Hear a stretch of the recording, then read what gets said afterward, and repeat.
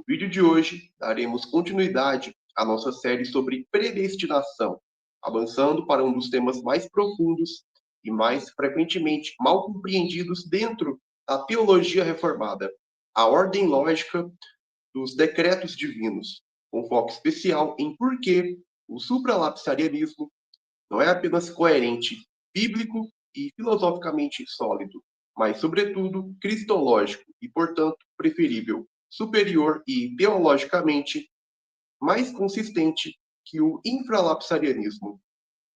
Neste 19º vídeo, intitulado Supralapsarianismo como cristológico e preferível, analisaremos a estrutura lógica da mente divina conforme revelada nas Escrituras e exposta por pensadores reformados que defenderam essa posição, mostrando que Cristo é o primeiro objetivo do decreto divino.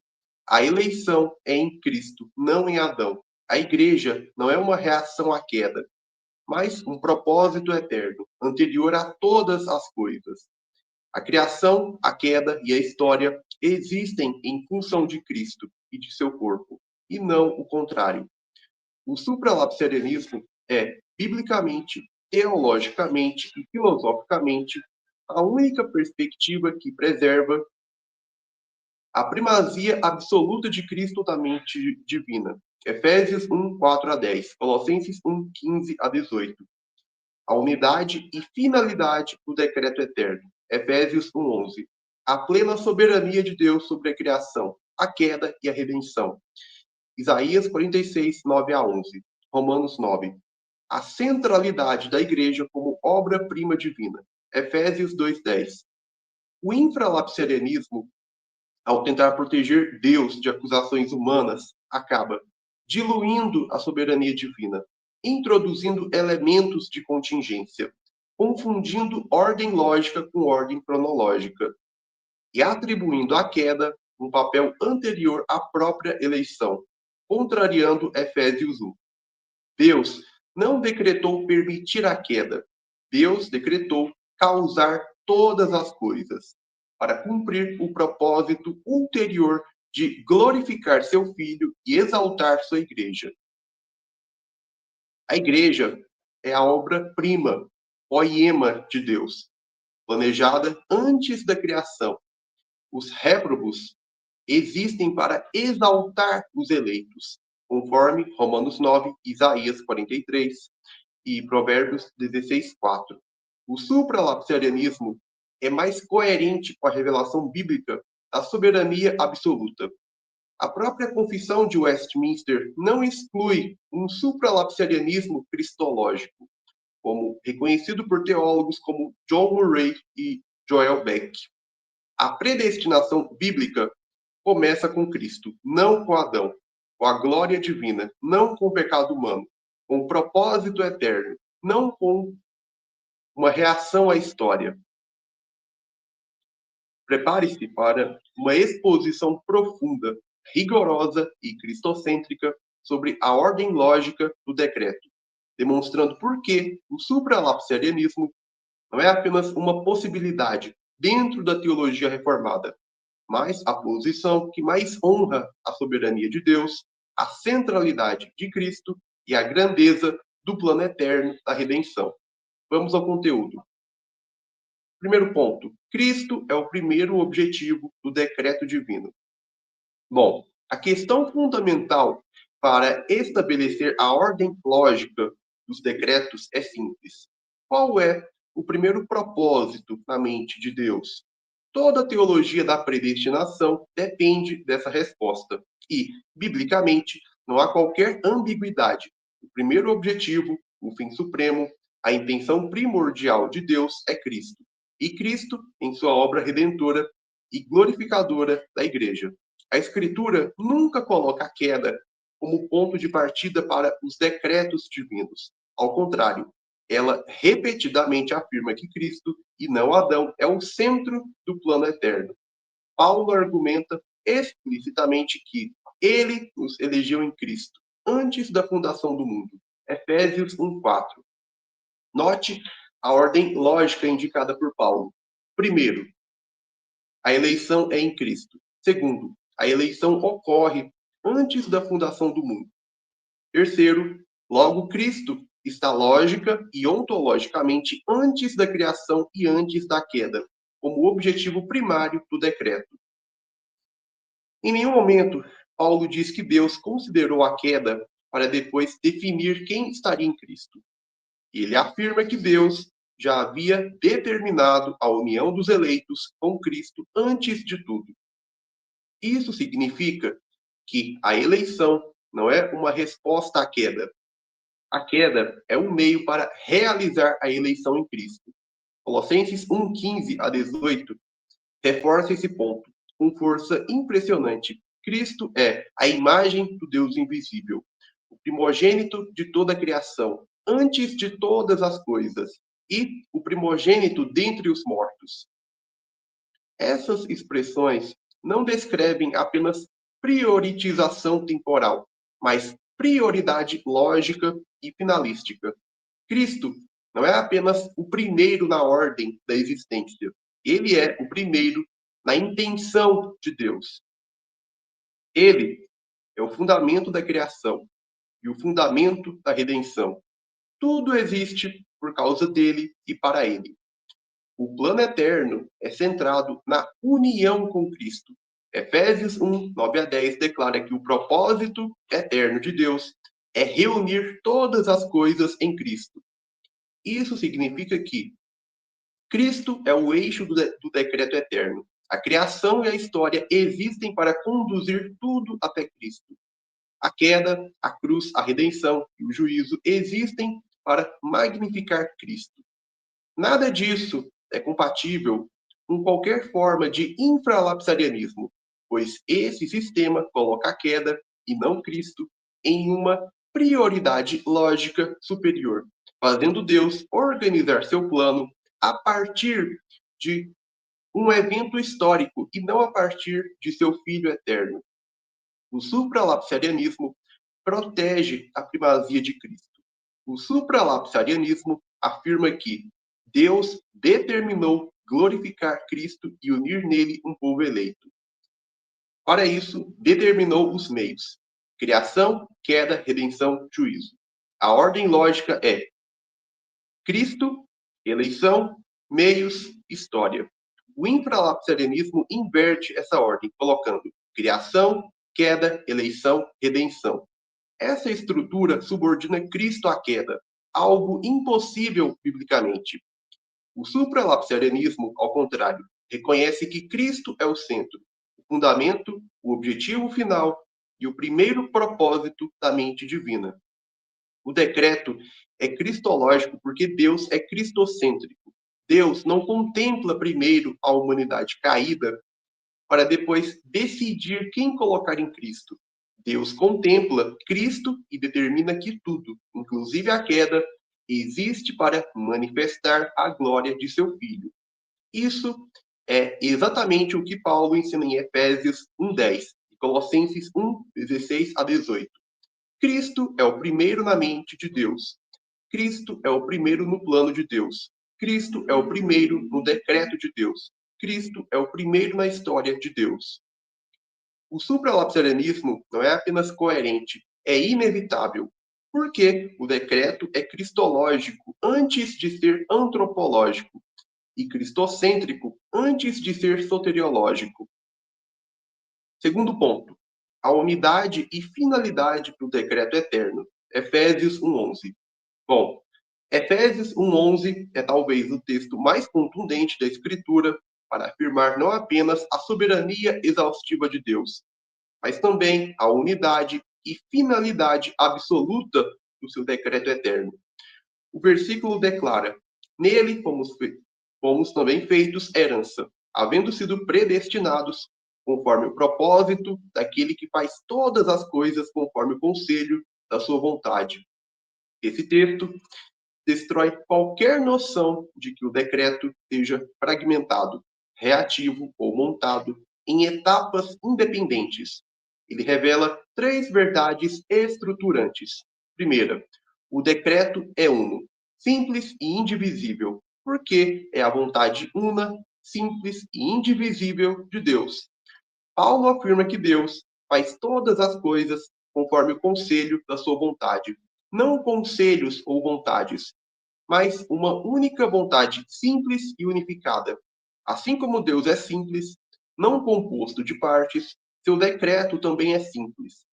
Ele não contém revisões, respostas ou permissões. A vontade decretiva é um só conjunto de proposições eterno, abrangente e absoluto, que inclui cada aspecto da realidade. Isso refuta completamente o infralapsarianismo, que imagina uma sequência lógica em que Deus contempla a queda como algo anterior a uma decisão subsequente. Tal ideia é incompatível com a imutabilidade divina.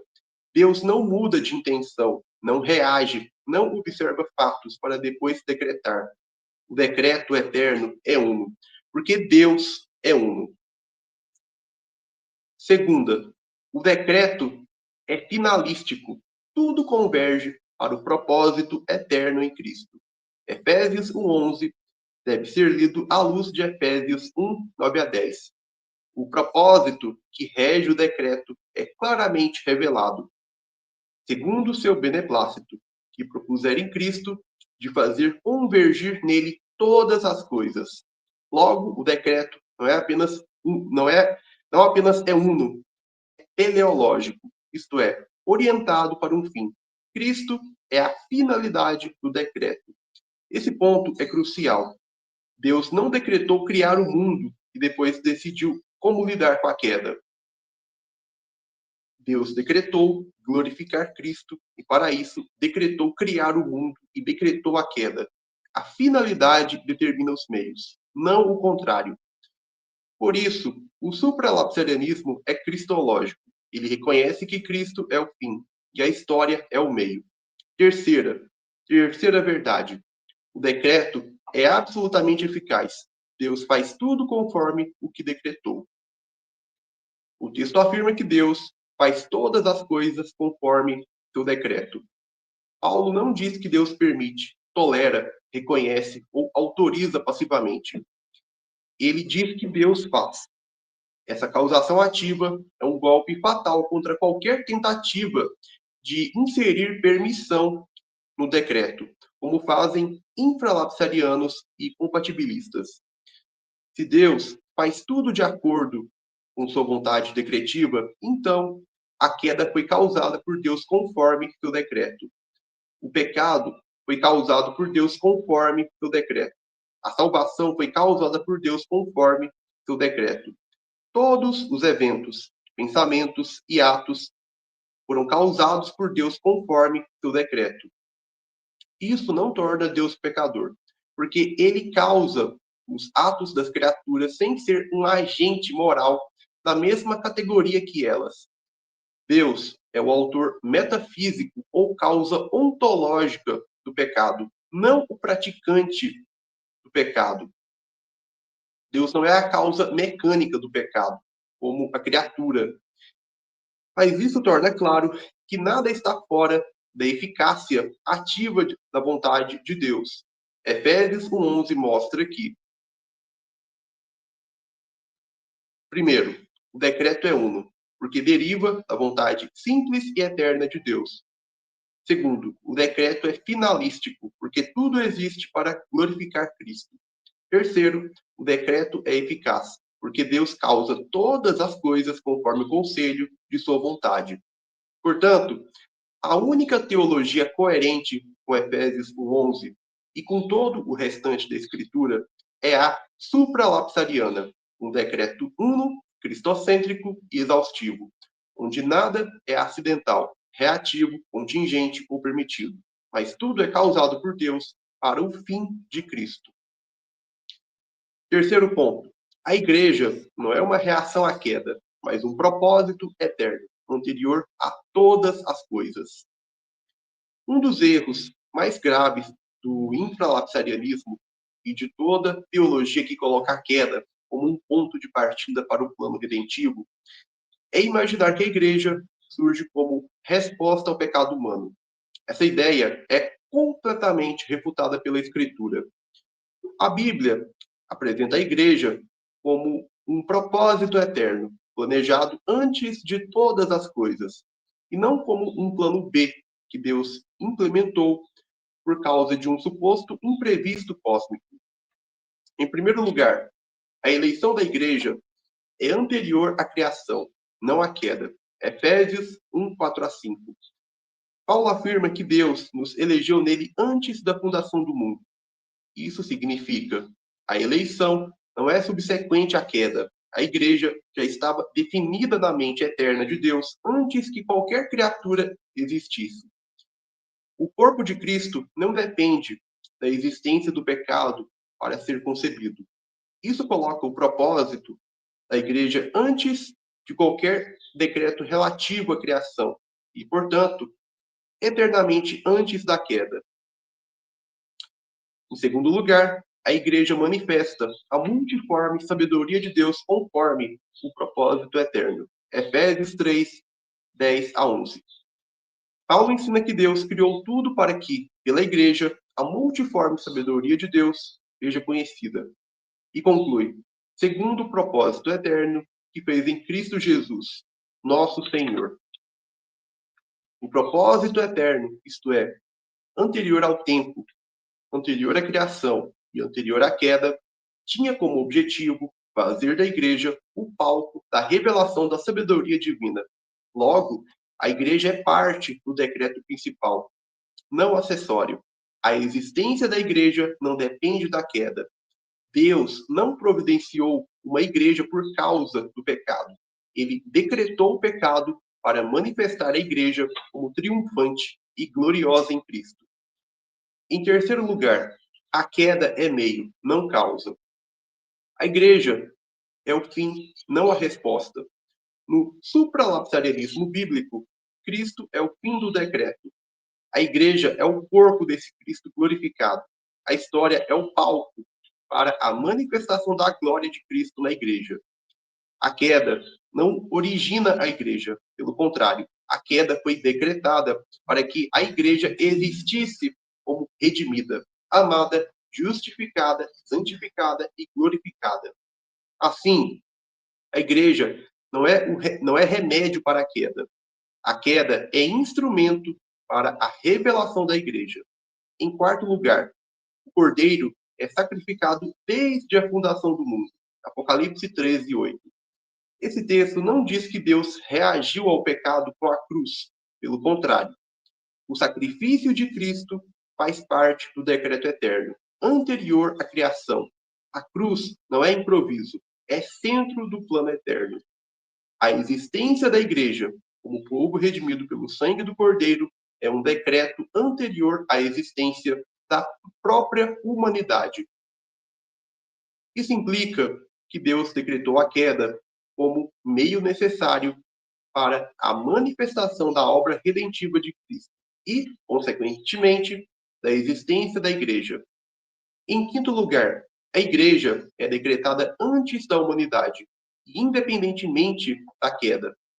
O erro fatal do infralapsarianismo é colocar a queda como um evento que antecede logicamente o decreto da eleição. Isso transforma a igreja em uma instituição reativa, uma resposta ao caos, uma consequência de algo que Deus não causou, um plano secundário. A Escritura afirma o oposto. A igreja é o propósito eterno, a queda é o meio. Cristo é o centro do decreto, e a igreja é a expressão desse Cristo. Por isso, o decreto ou predestinação da igreja vem antes, lógica e teologicamente, da predestinação, da criação e da queda. A igreja não é improvisada, não é remédio, não é resposta. Ela é o corpo eterno de Cristo, planejada antes da criação e, portanto, antes da queda. O supralapsarianismo é a única posição que preserva essa verdade bíblica e que coloca a igreja no lugar que Deus determinou, como parte essencial, central e finalística do seu decreto eterno. Quarto ponto, a criação. A queda e a história existem em função de Cristo e de seu corpo, e não o contrário.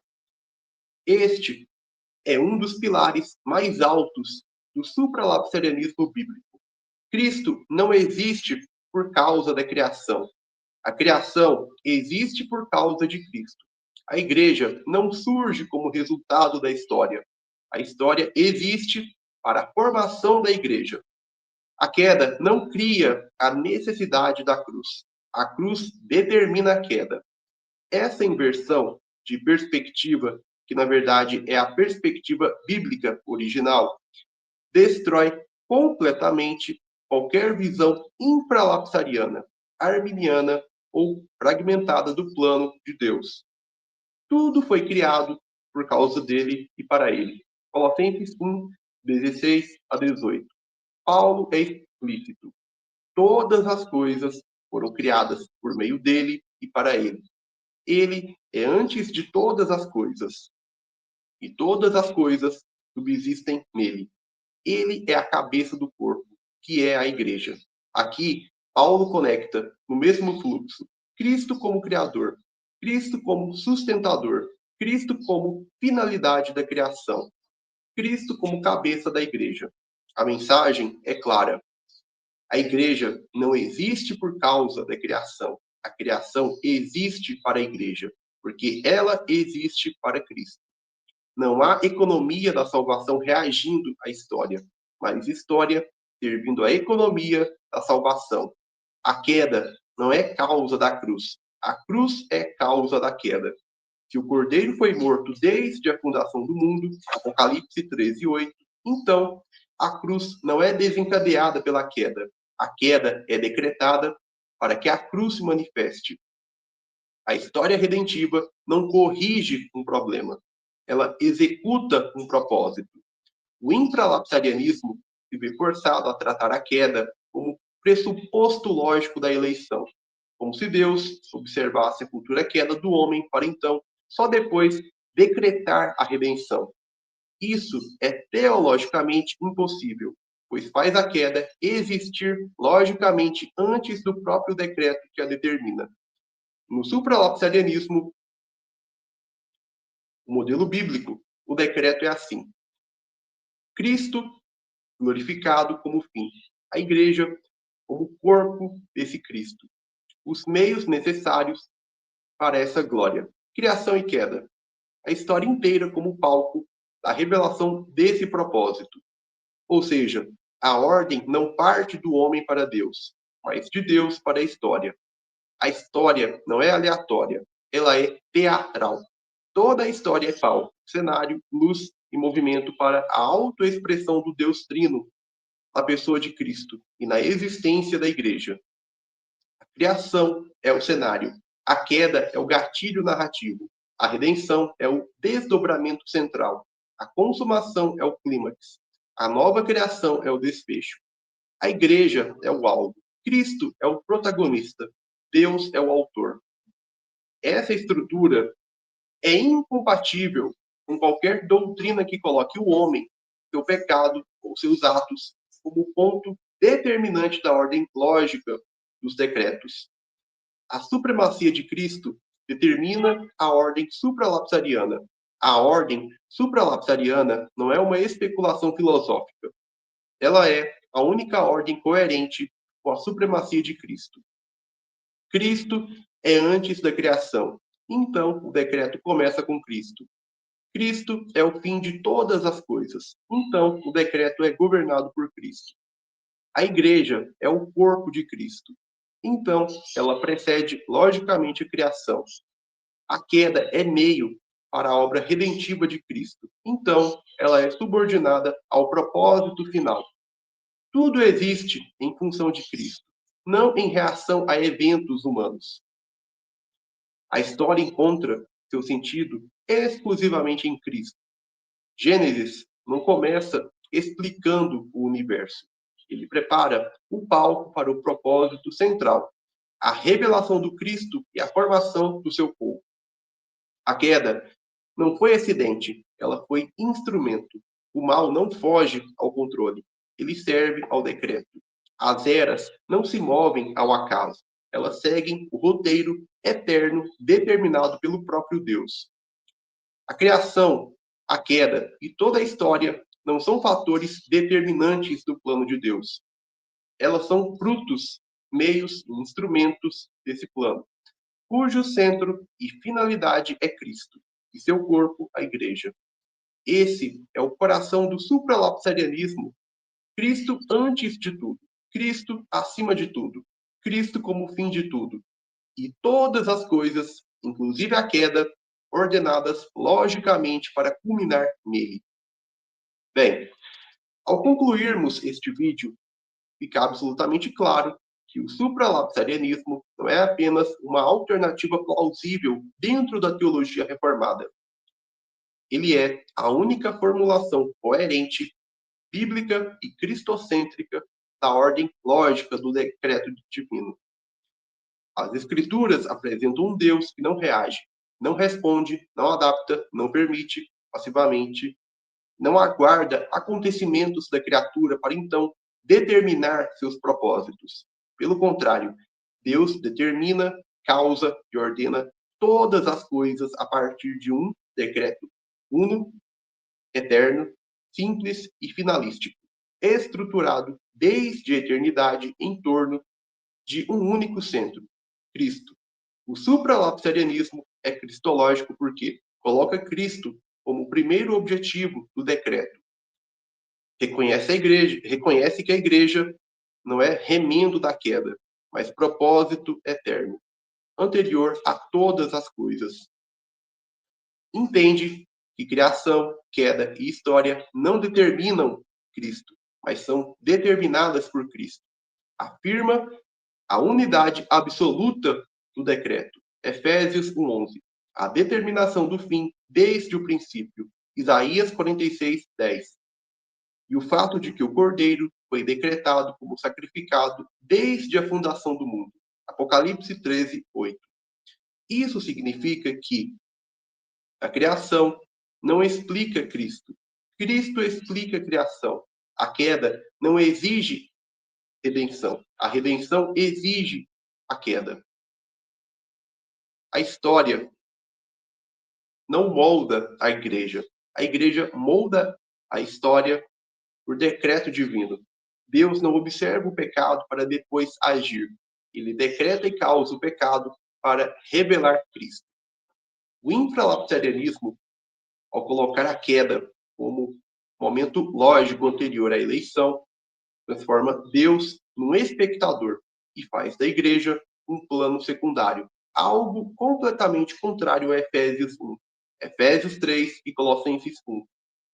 Por isso, ele não é apenas deficiente, ele é teologicamente insustentável e biblicamente impossível.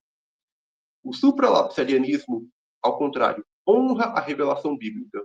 Cristo é antes de todas as coisas, e todas as coisas existem por meio dele e para ele.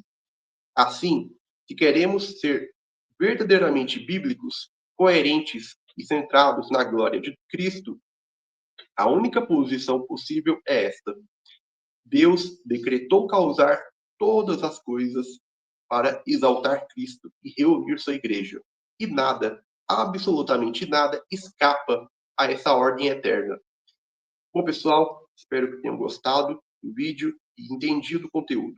Eu agradeço por ter assistido até aqui no final. Peço que deixe sua curtida, comente e compartilhe com outras pessoas. Um forte abraço e até o nosso próximo encontro aqui no canal Reforma e Teologia.